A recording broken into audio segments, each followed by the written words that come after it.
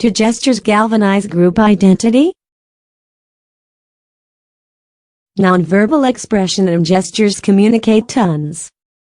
In many societies, a person who flashes the middle finger, or holds it in place for a quick time, communicates a specific degree of ire. We could say that one is toward another. On the flip side, a hand wave can communicate a warm welcome, or a cordial goodbye. Nonverbal gestures combat even greater meaning, even greater force, once they are intended to signal solidarity with a gaggle identity.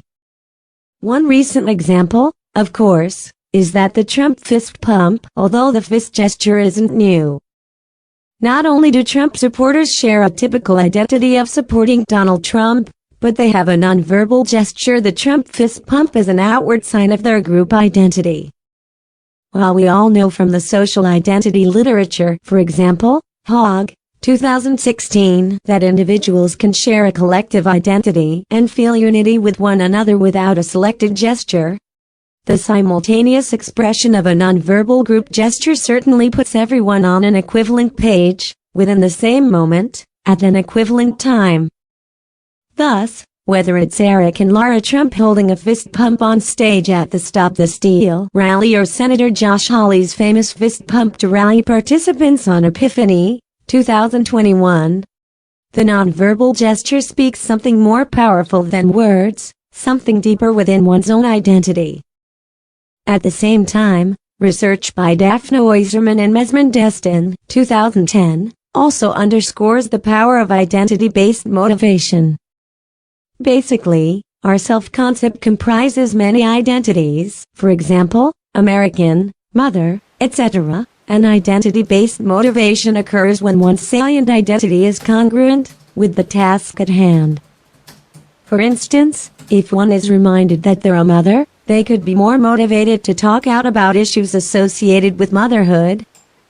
Or if they need an identity as an American, they might be more likely to strive harder and longer during a world competition. What's more, the experimental evidence comes from studies where the experimenter merely makes a selected identity salient within the mind of an inquiry participant. So, just believe what proportion more powerful these effects are within the world, like at a rally, especially when combined with the nonverbal expression of gesture, like the Trump fist pump.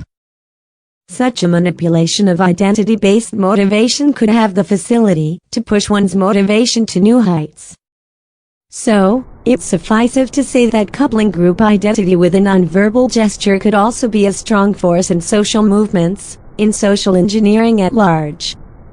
And there are many other samples of gestures and group identity too, some benign, socially acceptable, like Americans routinely placing their hands over their hearts during the Pledge of Allegiance et al.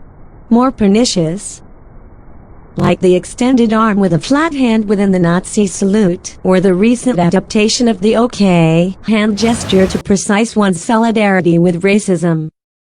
Nevertheless, because these gestures are visual pathways to evoke one's deepest identities, these identity-based gestures can greatly impact the extent and direction of one's motivation.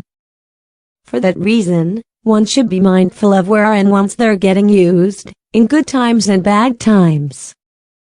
Although more research is required, it seems these expressions are most powerful when they are done simultaneously during a group or crowd, as against interpersonally, from one person to a different. And given the research on heuristics, such gestures are likely to be more efficacious, the simpler they are to convey. So, dancing the waltz, the Charleston, or the Macarena could also be a touch too complicated to convey solidarity with a specific group identity, however exhilarating and unifying the experience.